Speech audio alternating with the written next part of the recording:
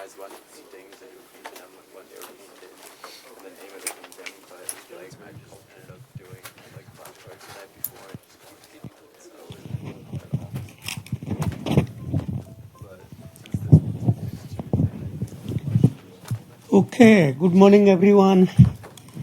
Are there any questions before we start?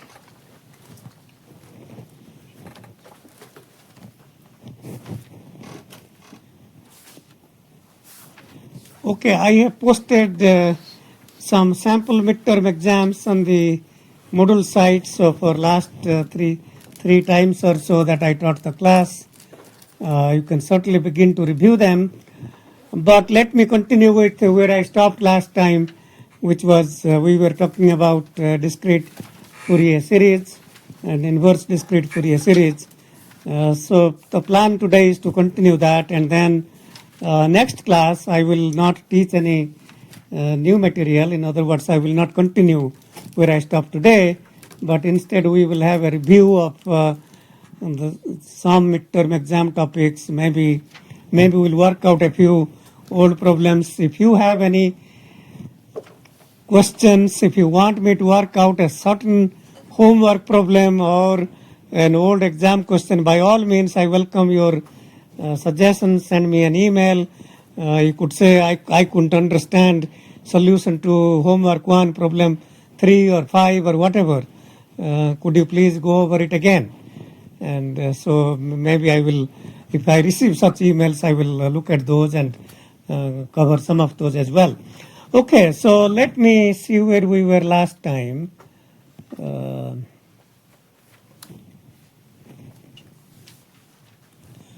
So we were talking about, okay,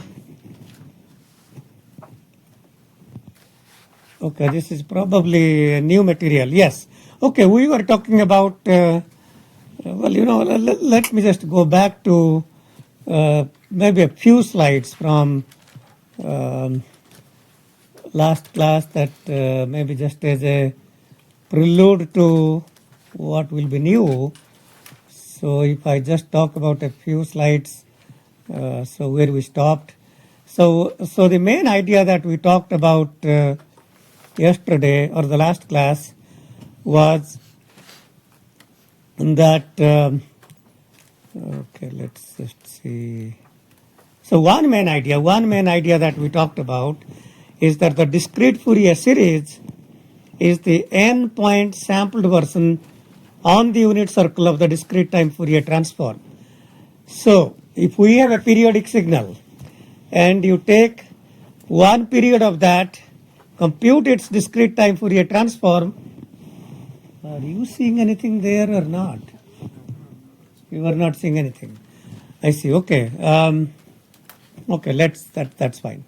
So let's go back to maybe hopefully now you will see.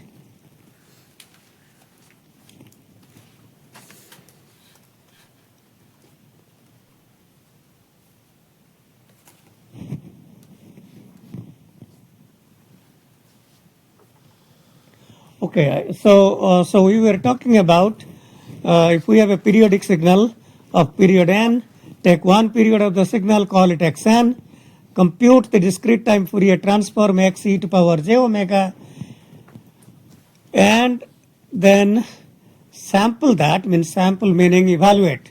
Sample the discrete time Fourier transform. What does that mean? That means simply evaluate that quantity at n equally spaced points on the unit circle.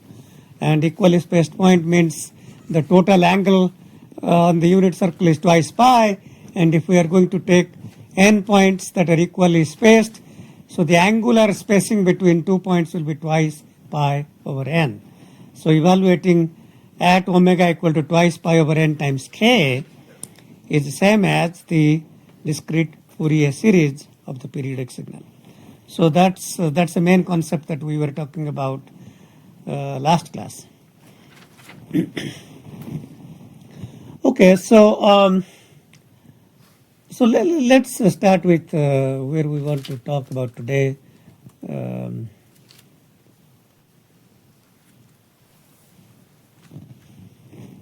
So a new concept that we want to talk about, which is called periodic convolution, and the idea of periodic convolution is that if we have two periodic signals x1 tilde n and the tilde meaning a periodic signal and x2 tilde n both with period n, then we define another periodic signal x3 tilde n called the periodic convolution of x1 tilde and x2 tilde, defined as so if you take the standard convolution, the so-called linear convolution, x1 tilde x1 m x2 n minus m.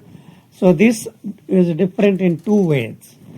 The definition of convolution is different in two ways. In first way, we replace the x1 and x2 by x1 tilde and x2 tilde to denote their periodic. And second, that convolution sum minus infinity to infinity is replaced over one period, which is 0 to n minus 1. Okay, so let me go through some of these and then we can try to understand that a little better. So x1 tilde n convolved with x2 tilde n, these are periodic signals, is x1, so summed over sum m equal to 0 to n minus 1, x1 tilde m, x2 tilde n minus m. Okay, so let's say that one period of x1 is, I will take the example from the course handout, which is 1, 1, 1, 1, 0, 0, 0, 0. So that's one period. So this is n equal to 0. So this is one period of x1 tilde. x2n, which is one period of x2 tilde, that is 0, 3, 6, 5, 4, 3, 2, 1. So that's also n equal to 0, and that's one period of x2 tilde. So these are simply one periods. So how do we evaluate this so-called circular convolution? Or sorry, periodic convolution.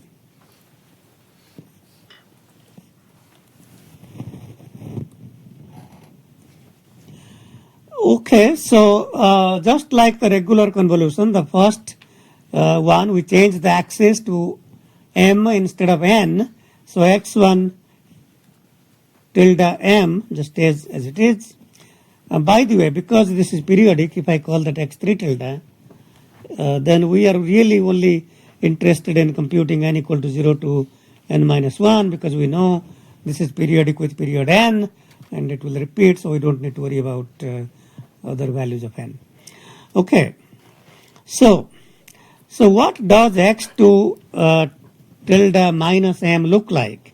So x2 m, if I change that axis to m, is 0, 3, 6, 5, 4, 3, 2, 1.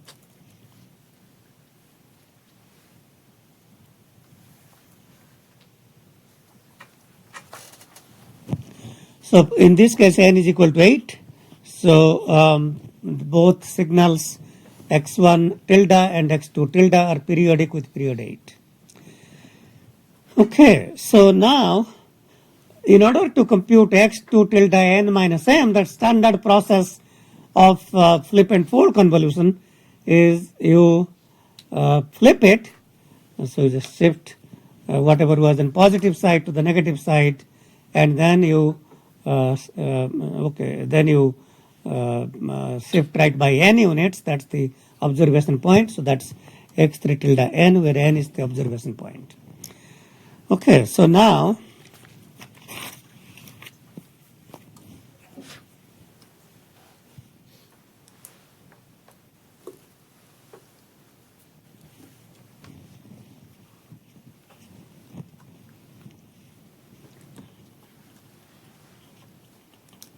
so what will x2 tilde minus m look like?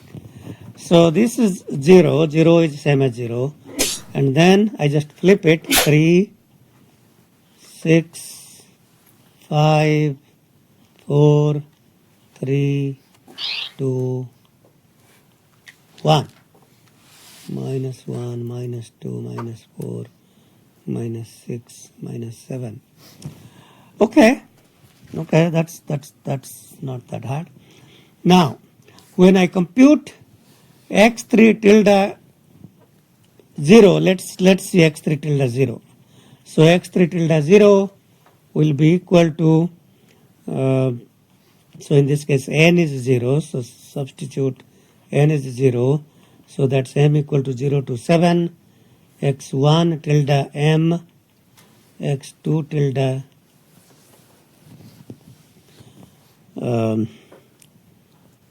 n minus m, which is minus m.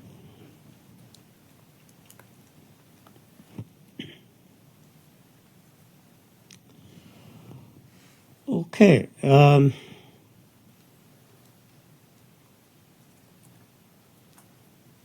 So what will be the value of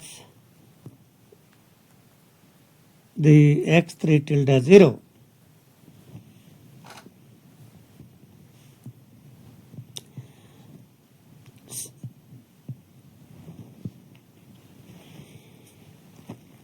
So the most important thing to understand here is that because this is periodic with period 8, so although I have just flipped this, this goes on. This is periodic with period 8 all the way to minus infinity and to plus infinity. Now, in order to understand how to put that back, so what is the value of x2 tilde minus m when m is 1? So x2 tilde 1 will be what? What is this quantity equal to? x2 tilde 1 is equal to x2 tilde 1 minus 8. Period is 8, which is same as minus 7. Okay, so and then value at 2 will be 2 minus 8, which is minus 6, that's 2. So in some sense, the best way to think about, just hold this whatever was negative quantity and just move that right. So if we put that 1, 2, 3, 4, 5, and 6, and 3.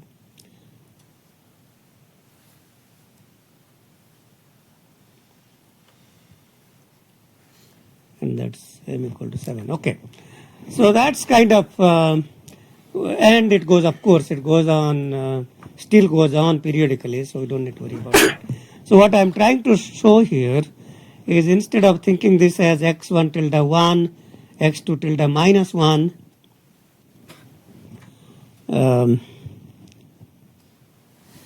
so if we think about, remember that x1 tilde m was 1, 1, 1, 1, followed by 4 zeros. That's one period. Okay, so that's x1 tilde m. So what is the value of x3 tilde 0? So if you flip this and periodically extend, and then take term by term product of these quantities.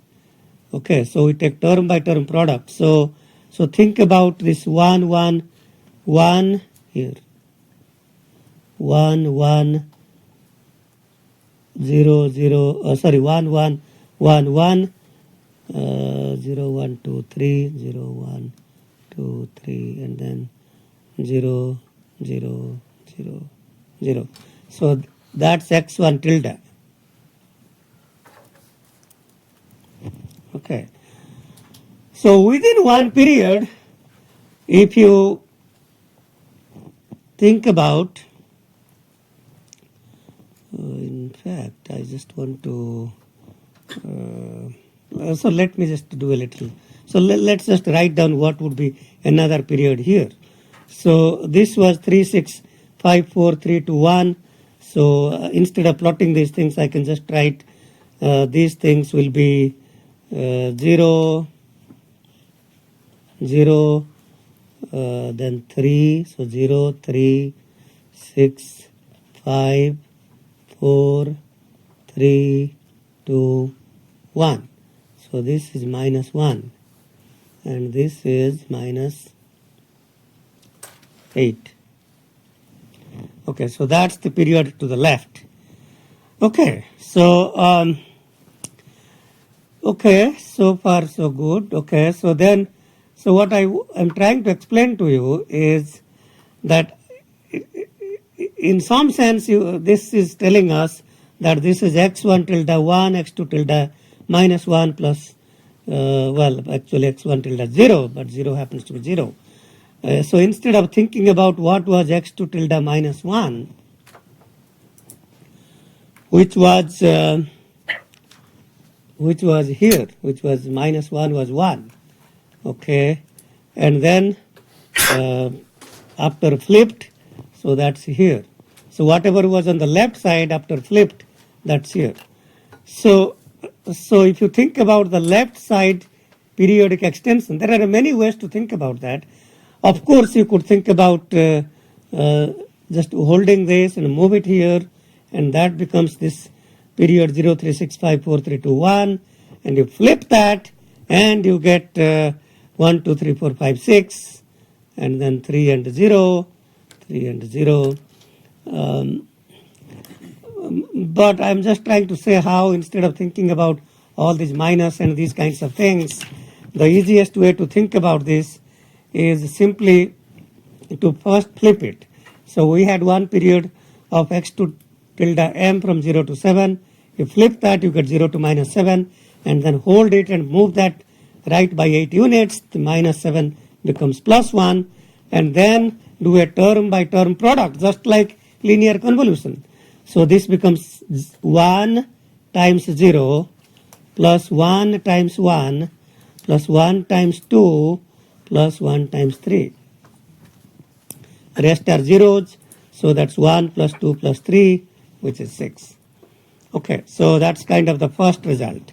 x3 tilde 1, so you shift this one more unit to the right, and then so if you do that, then this minus 1 comes to 0 if you shift right.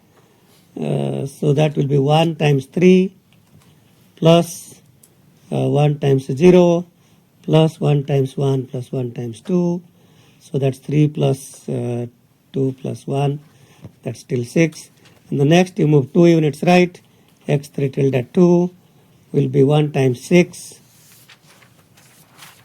plus 3 plus 0 plus 1. So that's 6 plus 3 plus 9 plus 1, that's 10, and so on. So anyway, so this we can continue and compute that periodically. So that's basically called periodic, well, we'll see another name, but that's called periodic convolution. So,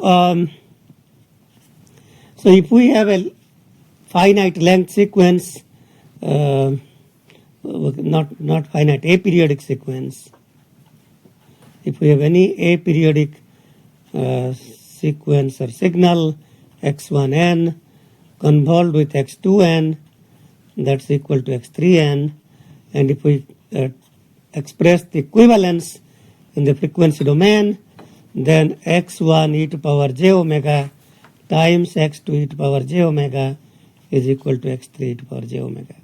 So the what is known as the convolution in time domain is equivalent to the multiplication in frequency domain. So that's not new.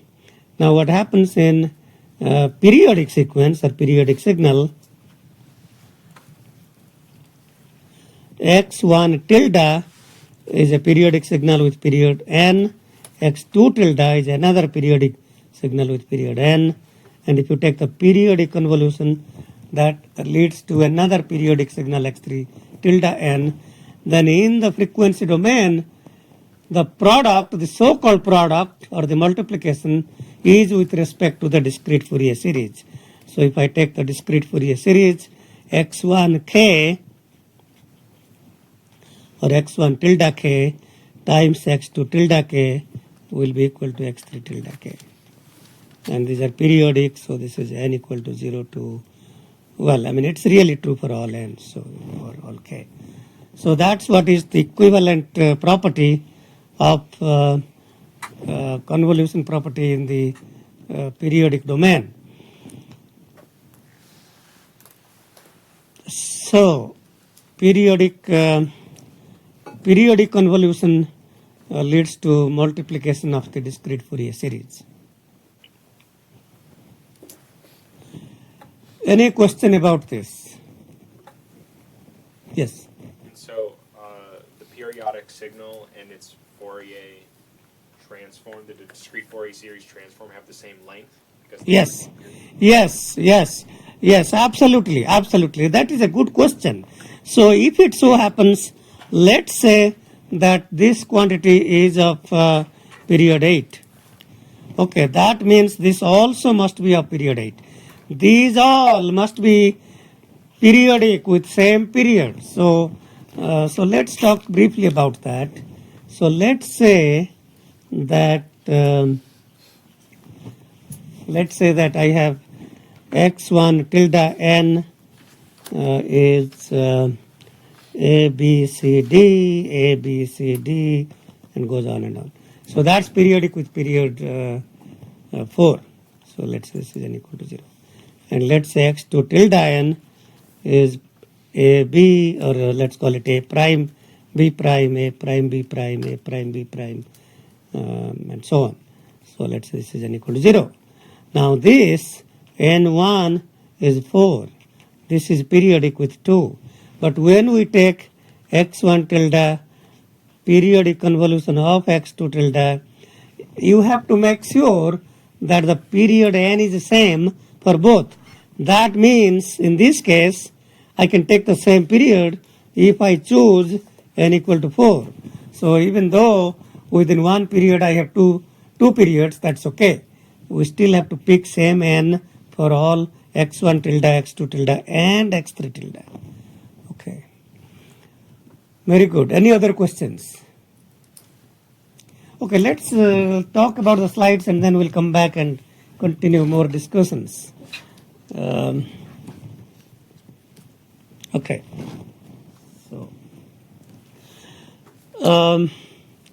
So you can see for yourself with these examples here that we worked out for a few points. So that's you can work through it on your own and convince yourself that that's the periodic x3 tilde. If you do find some mistakes, please let me know, and we can correct those mistakes and repost the corrected slides. So there could be a mistake somewhere, and that's, but take a look at that. Okay, so I briefly again alluded to the fact that convolution in time domain in the context of linear convolution, so-called linear convolution. We don't use the word linear convolution, but anytime we talk about convolution, it implicitly means linear convolution.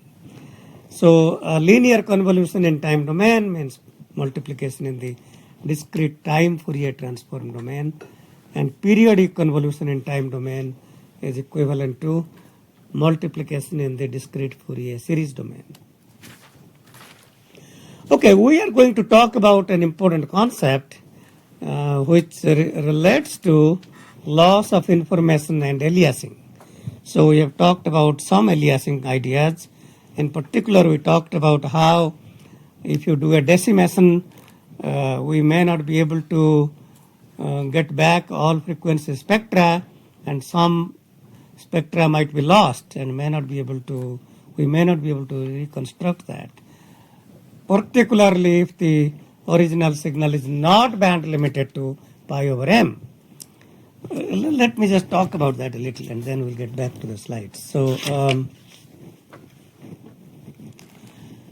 in the context of decimation, we said that if I have a signal xn and I downsample that by factor m and get yn. So So we would be able to get back xn. I mean, many times we would be able to get back xn, but not always, not always. So if x e to power j omega is band limited to pi over m, then we can get back xn from yn. Okay. All right. So, does anybody have any idea how we could get back xn? Let's say that I start with a signal xn, and let's for now assume there is no aliasing. So let's say that I take a signal xn, and let's say m is equal to 10, and then I know the spectrum is band limited to pi over 10. So let's say that this is pi over 12. Pi over 12 is less than pi over 10, and this is pi over 10. So that's x e to power j omega, and that's a 1 period minus pi to pi. So we downsampled that. We know there is no aliasing. We know that we have not lost any content. Surely no information is lost. Every information that we want is still there. It's not lost. And I can get back the information by some way. Okay. How do I get back xn from yn? Any thoughts? Yes.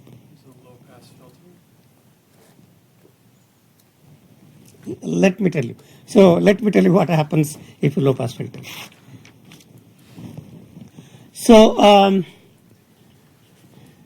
so after downsampling by factor, so y e to power j omega, m is 10. So the spectrum pi by 12 stretched to 10 pi by 12 or 5 pi by 6. And well, I assume you are talking about low pass filter 2 pi by 10. Okay, so I guess that's probably what you were saying. Okay. Well, I mean, I guess from my example, it kind of is. So let me try to say that. Let's say this is like this, and like that. Okay, because I otherwise something like that. I mean, this is. I'm just showing a range. I'm not. Okay, let's say this is minus pi over 12, and this is pi over 12. Okay, this is some point in between. I don't know what it is. Okay, so so then that will stretch to something like that, 10 pi by 12.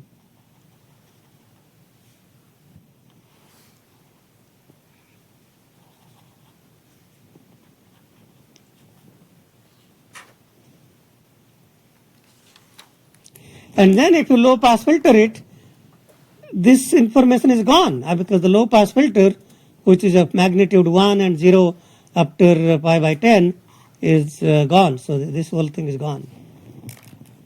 So we won't be able to get back. So you don't want to low pass filter because that's just throwing away good content. That's throwing away good content that we don't want to throw away. Any other volunteers? Is that clear why low pass filter is? There is low pass filtering involved as a second step. But what's the first step?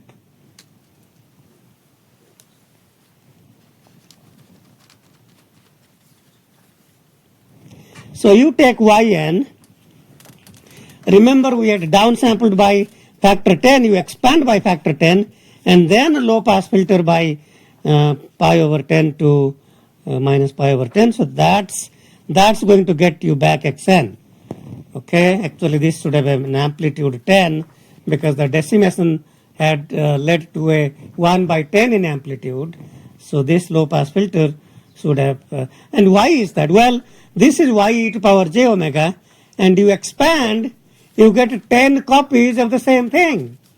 And by low pass filtering, you are only keeping one copy, and that's back to square one where we started with. Is that making sense?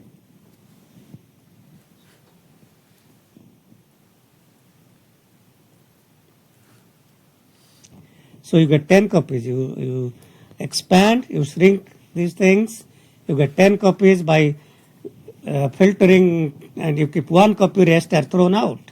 Very simple, very simple. Okay, so now what we have shown is that if I start with a signal that's band limited, I can get back my original signal xn. Now if it is not band limited, so in this case, let's say this was not band limited to pi over 10, but band limited to pi over 5, well, then we have lost information. There is aliasing, and we have lost information. So what does all that tell us in time domain? I mean, that's kind of, everything in the elegance of Fourier representation is its duality. So this is saying that if I downsample in frequency domain for a signal that is not band limited, we get aliasing in the frequency domain. Okay, so time domain downsampling implies frequency domain aliasing.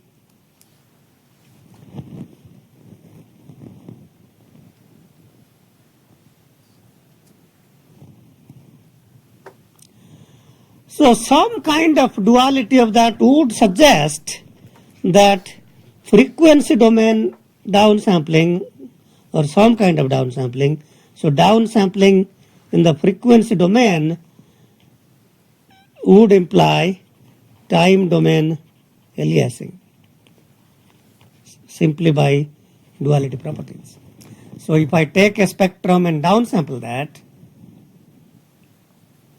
then the time domain signal would be aliased, and that's really what we want to talk about now. We want to spend our energy talking about that point.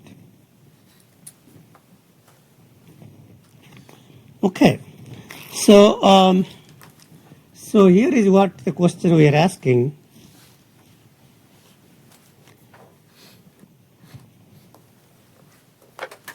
So if I have a signal x tilde n, which is periodic with period n,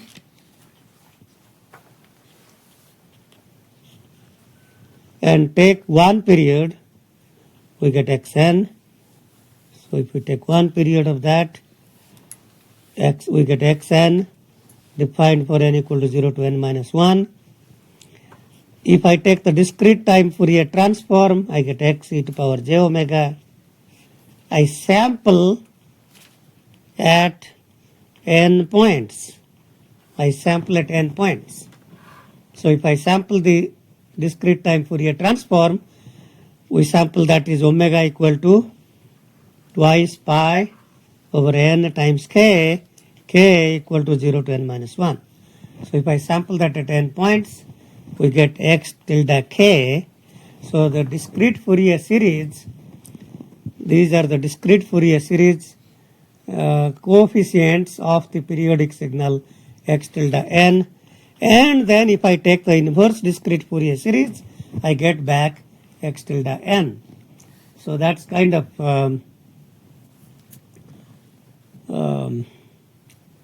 so that's what that says that I can get back. So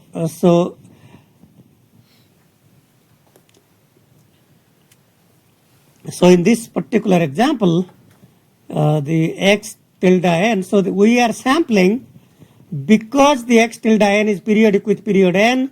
This has n points that are non-zero, others are zero. Obviously xn is defined from minus infinity to infinity, but rest are zero. And if this, just like thinking about bandwidth, band limited, so I can say that xn is time limited to n. So xn is time limited,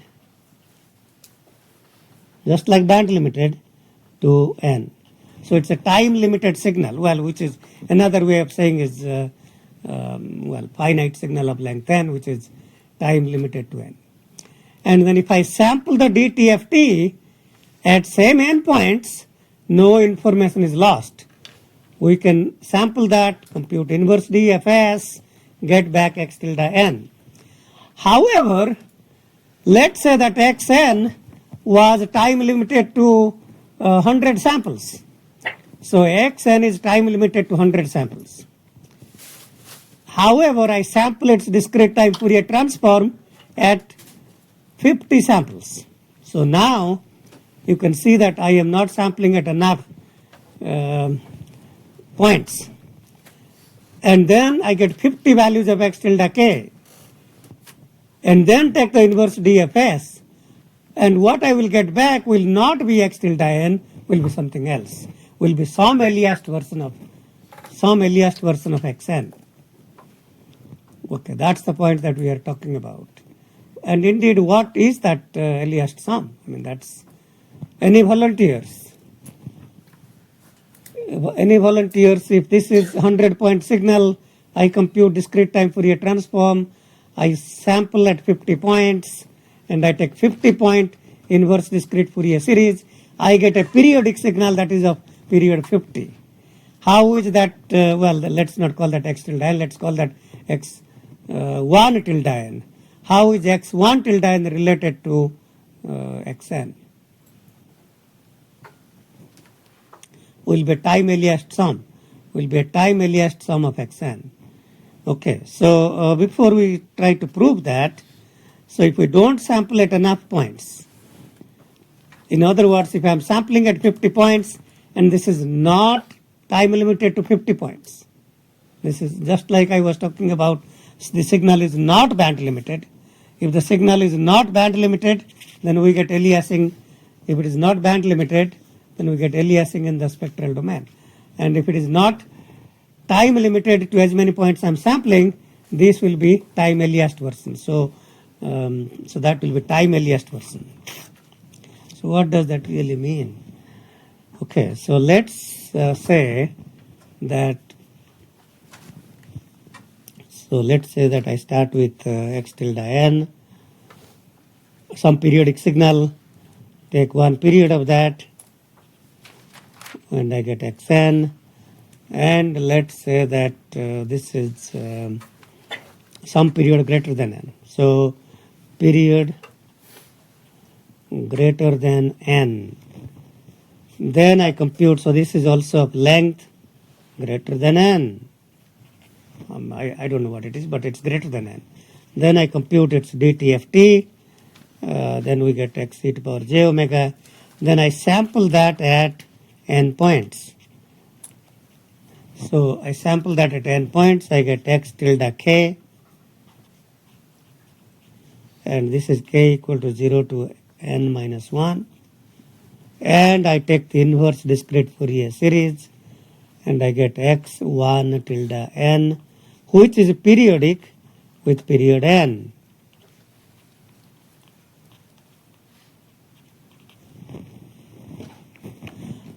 And we will argue that this is a time earliest version.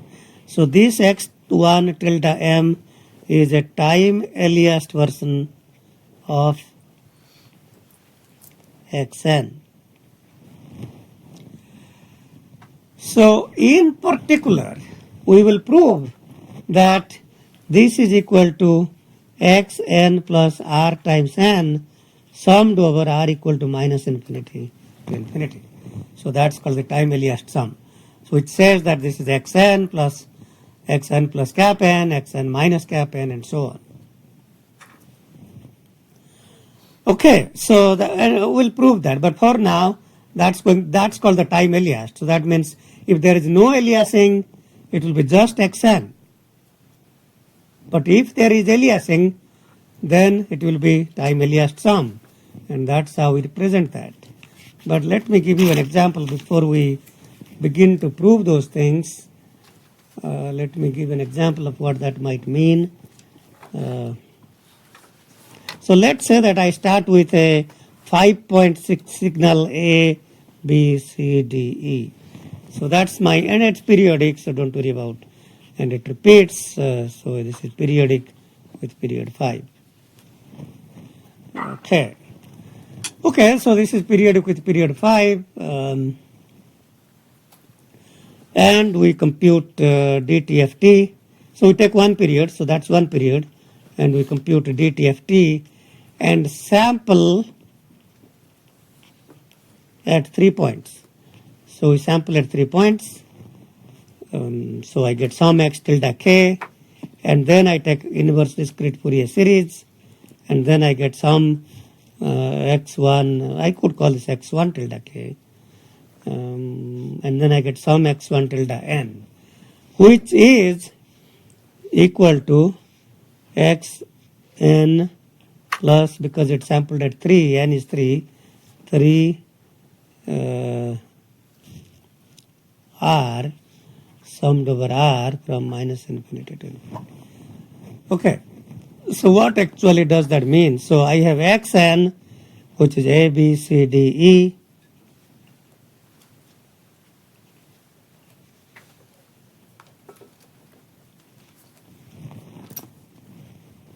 Of course, this is periodic, so it repeats, goes on and on. So I don't need to worry about.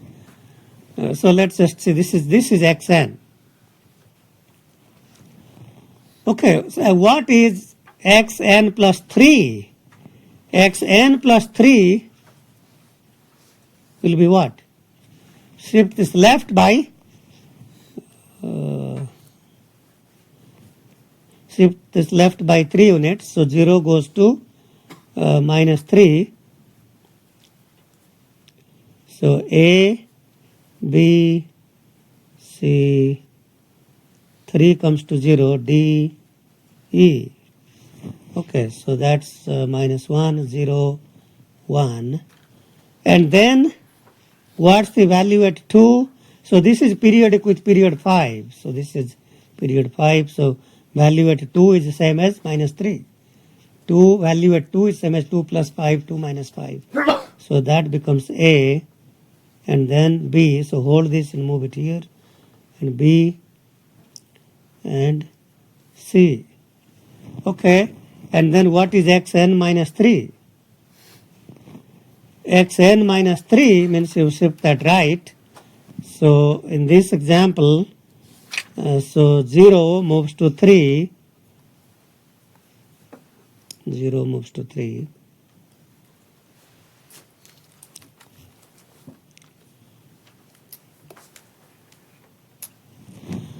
Okay, so so I am only concerned about only one period. So in other words, when I compute this x1 tilde n, this is periodic with period 3. So in other words, I am simply bothered about the values at 0, 1 and 2 and nothing else. We don't want to worry about, because it has gone to 3, I am really not interested in x1 tilde 3 because that's same as 0. So that n minus 3, and for that matter n minus 6 and n minus 9 and xn plus 6, nothing else matters because those are not aliasing between 0, 1 and 2. So what really did alias here? Out of this, I had A, B, C. What else did alias here? So if you look at what aliased here, is this D and E are aliased here to 0 and 1. Okay, so that's kind of what is aliased here. So the x1 tilde n is going to be, so whatever was not within this become aliased. So I don't need to worry about that. I need to see what has aliased. And D and E have aliased. So this is going to be x1 tilde for one period is going to be A plus D, B plus E and C as it is. We'll talk more about that. We'll come back to that, but we'll come back to this example, but let's go to some proofs, and then maybe we'll get back to the example. So as I alluded to the fact that if the one signal xn is not time limited to cap n, then you take the discrete time Fourier transform, sample at n equally spaced points, get x tilde k, take inverse DFS of n points, then we get x tilde n, and how are x tilde n and xn are related, and x tilde n, it so happens to be a time Eliased version of xn. Okay, so this is kind of a, it's kind of a derivation that follows all the same things that we have talked about. I mean, this is, substituting values, exchanging summations, using delta values, and it has all the same things that I talked about, and we can even go over the proof, but let's just walk through what is here, and then we can see what happens here. Okay, so x tilde n is equal to the inverse discrete Fourier series of x e to power j omega, omega sampled at k points, which are twice pi over n times k. By definition then, that's 1 over n summed over all k, x e to power j twice pi over n k, and that when you see that cap x, that's talking about the dtft sampled at twice pi over n times k, times the definition of inverse DFS, multiply that by e to power j twice pi over n k n, and then substitute for that discrete time Fourier transform. Okay, substitute for that, because remember x e to power j omega is summed over all n, xn e to power minus j omega n, omega replaced by twice pi over n times k, but instead of using n, use another index m, because remember the n is already here, e to power j twice pi over n k n is already on the left side. If I use the summing index n, everything has gone wrong. So you have to use another summing index m. Okay, and then exchange the summations, so summed over k goes inside, summed over m comes outside. xm does not depend on the summing index k, that comes outside the sum, but inside the summing index m. 1 over n times that quantity, and by this time you already know that if n minus m is 0 or some multiple of n, that's just adding 1 n times. So we get n divided by n, that's just 1, and if n is not equal to n, that's 0. That's just adding n vectors equally spaced on the unit circle, and that sum is always 0. Okay, we talked about that some time ago. Complex phasors on the unit circle add to 0 if they are spaced equally. So then that becomes summed over all m xm. So that quantity here is, if we write down n minus m, is some multiple of n minus rn, and then we could write that as delta n minus m plus rn, and there is a reason why we wrote that as minus rn instead of plus rn, but it won't make any difference. It will just be the last quantity n minus rn instead of plus, but that doesn't make any difference. Okay, so so that quantity is summed over all r of that delta quantity. Then if you exchange again, summed over r comes outside the bracket, summed over m goes inside, and then this quantity xm delta something minus m. Think about x1m, x2n minus m, that's x1 convolved with x2 at the observation n. So in this case, this is x convolved with delta at the observation n plus rn, which is just something called x convolved with delta is itself, xn plus rn. And that is what is the time Eliased sum, the time Eliased sum of the xn, and we collect all its Eliased versions, So that's what is the time earliest sum. Okay.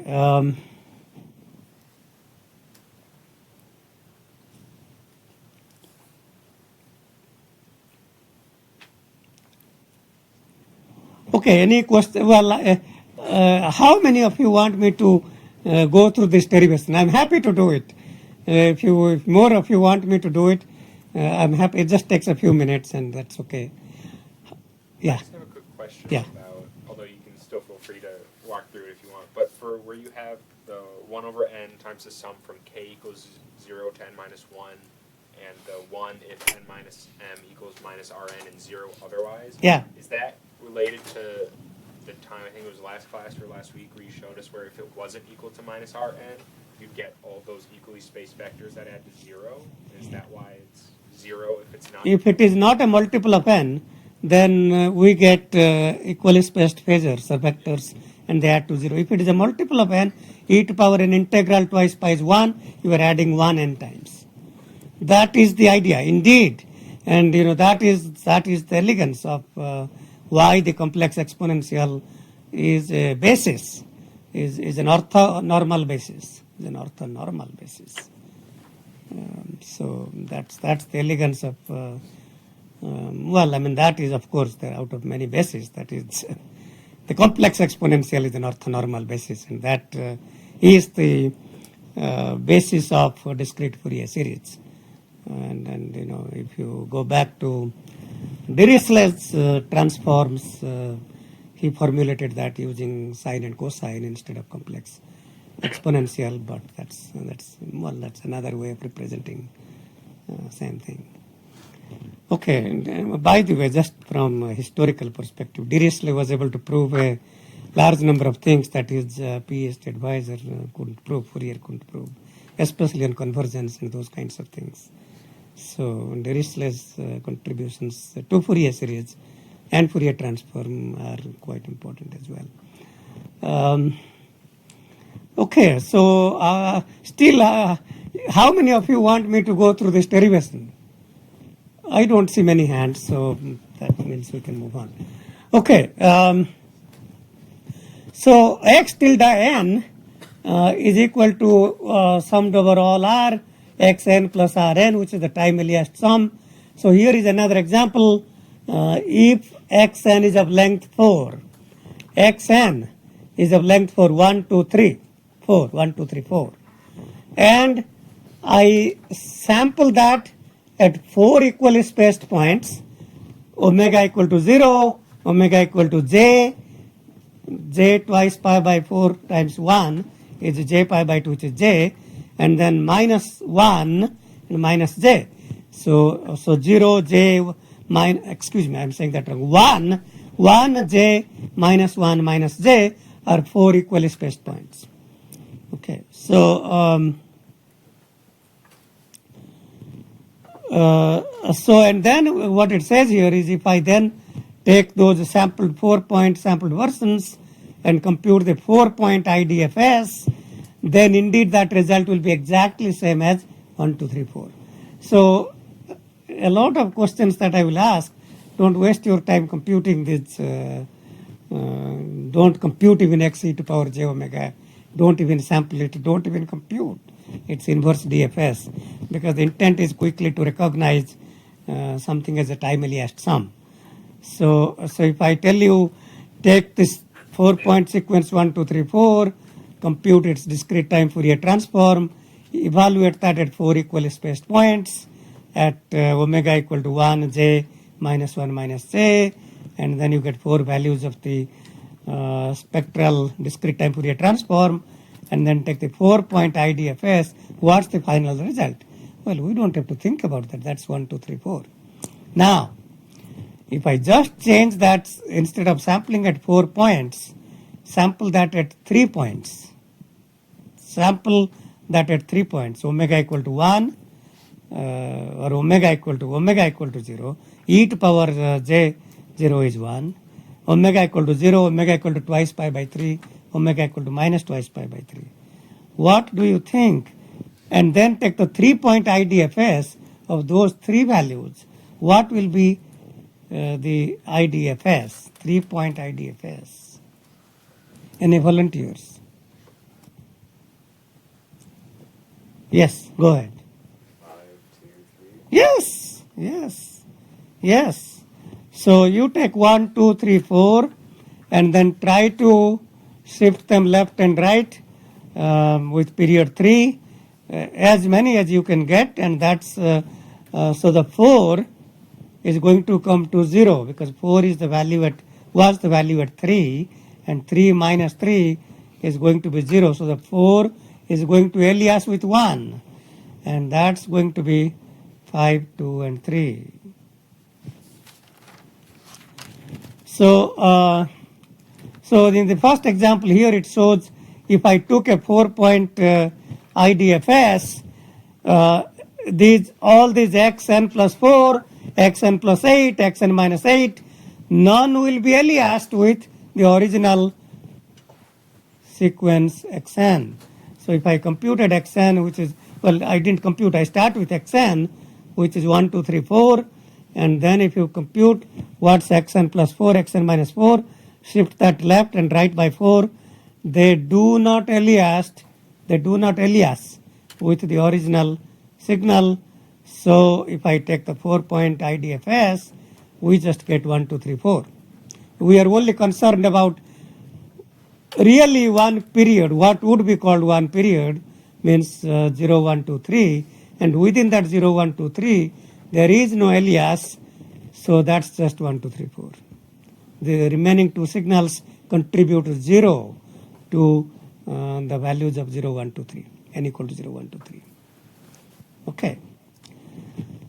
So now I start with a signal that is not time limited to 4 points. So here we have a signal that is time limited to 7 points. So xn is time limited to 7 points defined from 0 to 6. So the values of xn are 1, 2, 3, 4, 5, 6, 7. If I take 1, 2, 3, 4, 5, 6, 7 defined for n equal to 0, 1, 2, 3, 4, 5, 6, and I compute its discrete time Fourier transform, and I sample that at 4 equally spaced points, which would be at x e to the power j0, x e to the power j pi by 2, x e to the power j pi, x e to the power minus j pi by 2, which is same as j3 pi by 2. So the derivation suggests that the 4-point periodic signal will be a time aliased version of xn. So that means I take xn, shift that left and right as many times as I need to collect all the aliased components between 0, 1, 2, and 3. Because ultimately we are concerned with one period, so we are interested in collecting all aliased components. For n equal to 0, 1, 2, 3, ultimately the inverse DFS will be periodic with period 4. So we want to make sure we grab all the aliased components that lie between one period or n equal to 0, 1, 2, 3. Okay. So xn plus 4, take that signal and shift left by 4 units. What do we get? Well, we get, so the 6 moves to 2, 6 moves to 2, the 0 moves to minus 4, and the only non-zero components within one period are what used to be 5, 6, 7 at 4, 5, 6. They're aliased now to 0, 1, 2. If I shift that, what happens if I shift that xn plus 8? Xn plus 8 means 6 goes to minus 2. That's outside my period, one period. We don't need to worry about that. If I shift that right by one period, xn minus 4, 0 goes to 4. I don't need to worry about that because I'm only concerned about the earliest parts that lie between 0 and 3. So xn minus 4 does not contribute to time earliest sum because that's outside one period of the time earliest sum. So finally the 4-point IDFS, without going through the long computations, will be at n equal to 0, it will be 1 plus 5. I have to add two things, 1 plus 5, which is 6. Then I add 2 plus 6, which is 8. And 3 plus 7, that's 10. And the 4 stays as it is. Any questions about this?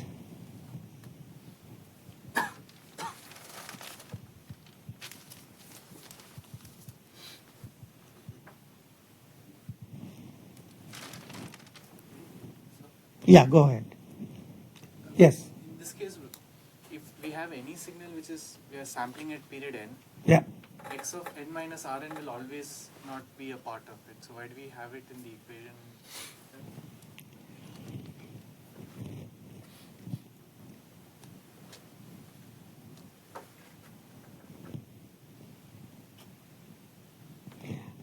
You are right. I mean, you are right that x n minus n will never be, will never alias.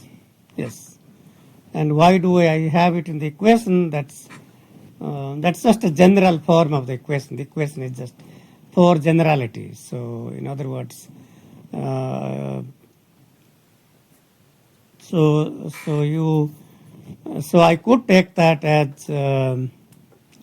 So the point that was suggested by one of you is I could replace this r equal to minus infinity to infinity as 1 to infinity. Oh, actually, well, 1 to not even infinity, some finite number ultimately, because if it so happens that the length of the signal is 100 and I'm sampling at 6 points, well, at most there will be 100 by 6 or 17 aliased components. 100 by 6, 17 times 602.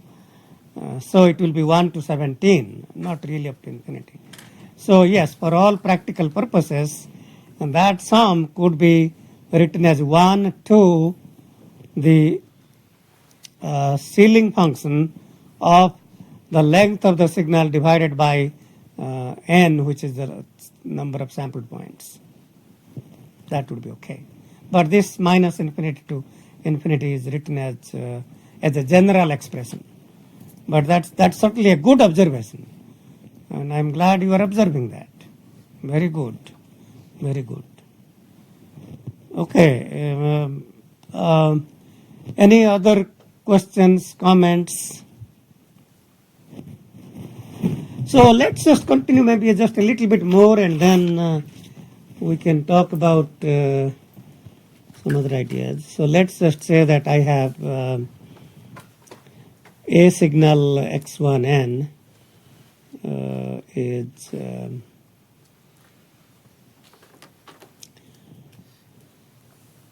A, B, C, D. So this is periodic. So x1 tilde is A, B, C, D. And x2 tilde is E, F, G, H. Let's make it E, F, G, 0. Okay, so that's just both are periodic with period 4.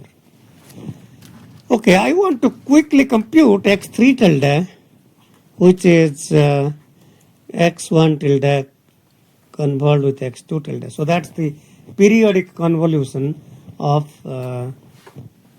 these two signals. What do you think that is? So what will be the first value?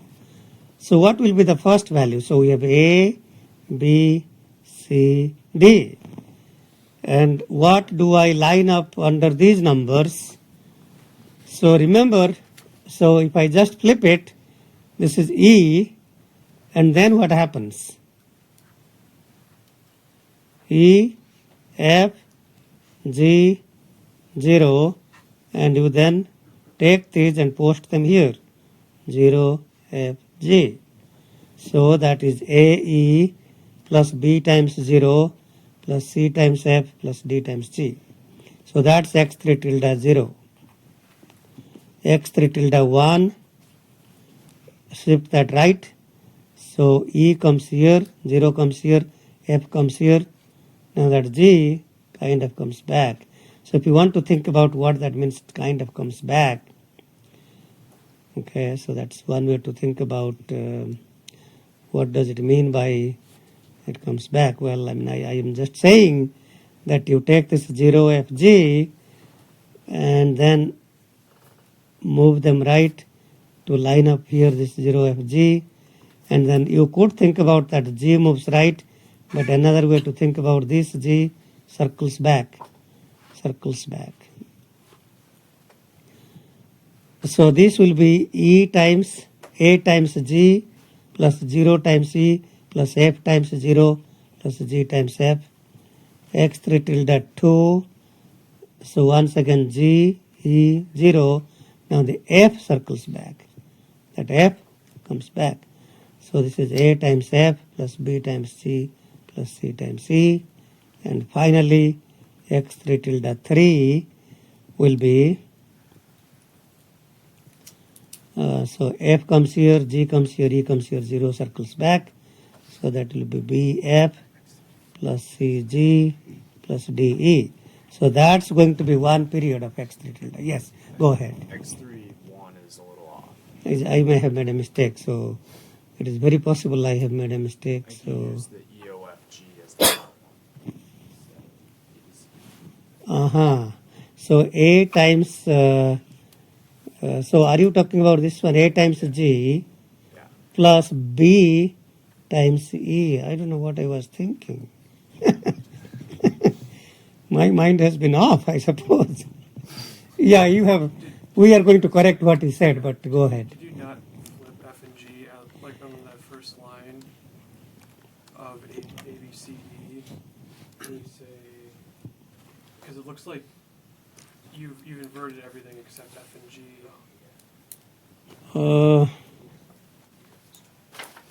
So there's something is, well, I see, okay. I think you use the second line for the last three terms, but the first line. Yeah.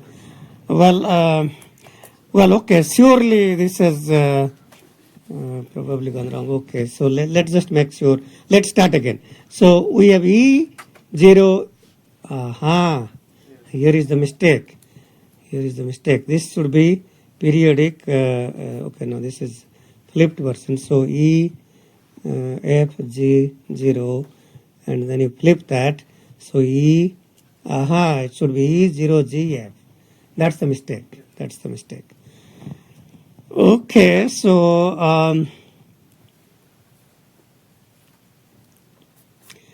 so we could work this out again. We could do that, but let's say that if I change, let's try to patch and see, change the question to fit the answer. So let's see if that helps.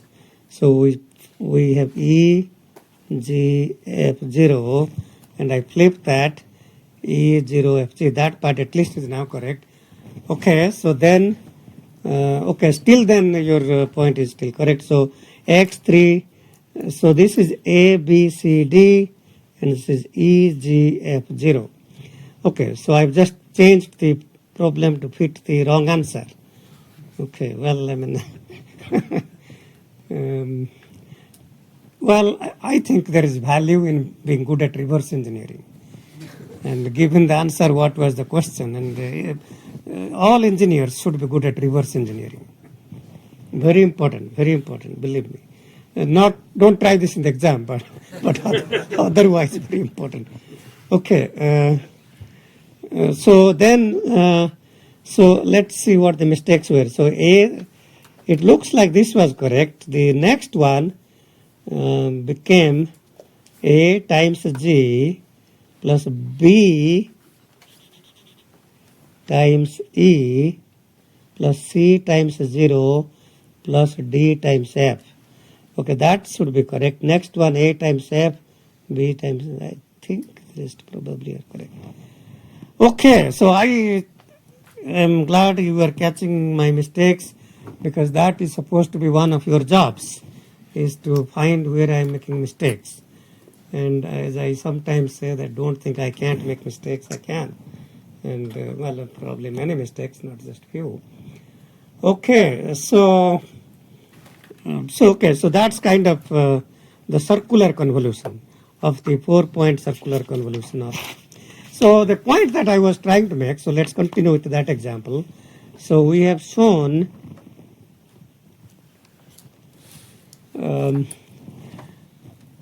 that so I just want to try out and find out what exactly is if I take this 4-point signal A, B, C, D. Don't think about this as periodic anymore. This is now finite length and E, G, F, 0. Okay. So if I just convolve a 4-point sequence, and it so happens this can be thought of as a 3-point sequence, the 0 doesn't matter. We are not talking about periodicity. So the result will be 4 plus 3 minus 1, which will be a 6-point sequence. Okay. So this will be a 6-point convolution. What is the result of the 6-point convolution? So very quickly, this will be the Z inverse Z transform of A plus B Z to power minus 1 plus C Z to power minus 2 plus D Z to power minus 3 times the Z transform of that, which is E plus Z Z to power minus 1 plus F Z to power minus 2 plus, okay, that's 0. And if I multiply this is the inverse Z transform of AE plus Z to power minus 1 times AG plus BE, AG plus BE plus Z to power minus 2 times AF plus BG plus CE plus Z to power minus 3 times let's take the B term first. BF plus CG plus DE K plus Z to power minus 4 times C times F plus Z to the power 4 D times G plus Z to power minus 5 times DF. And if I take the inverse Z transform, so that's going to be the 6-point sequence AE, AG plus BE, AF plus BG plus CE, BF plus CG plus DE, CF plus DG, DF.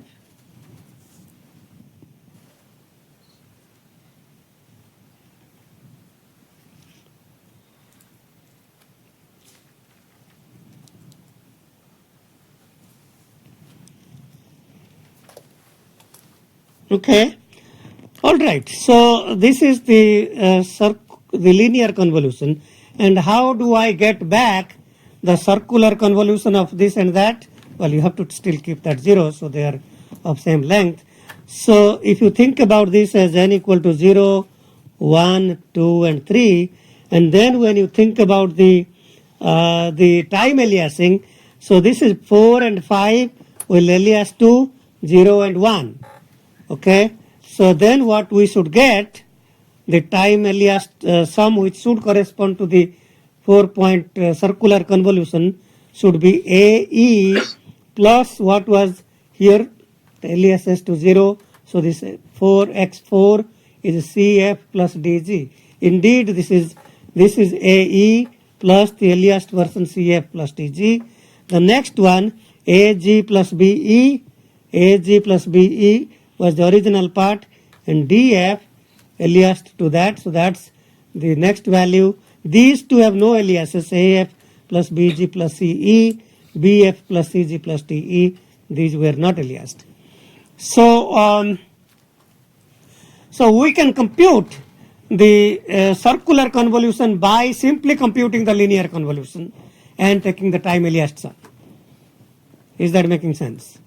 So so if I wanted to compute the circular convolution of these two, I could do what I did. That's perfectly fine. Or I could compute the linear convolution and then take the aliased sum version of that, and that would then correspond to the periodic convolution here. Any question about that? Okay, well, I think this is probably a good time to stop. How many of you would like me to post these handwritten notes from the class, although they seem to be mostly expanded versions of what is in the slides? I see that many of you want me to post these on the Moodle site. Okay, I will try to see if I can find time to do that. Well, So next class we will try to review some ideas. So if you want me to cover some concepts, do send me an email. See you on Thursday, and I will be in my office hour now for an hour in my office.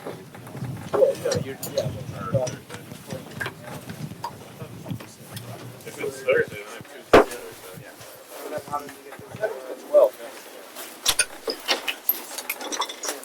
I could be wrong.